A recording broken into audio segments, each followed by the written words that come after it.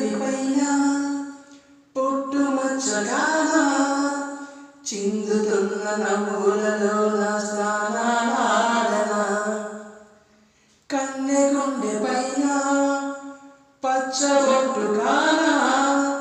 మోగుతున్న సవ్వడి వింటూ మోక్షం పొందనా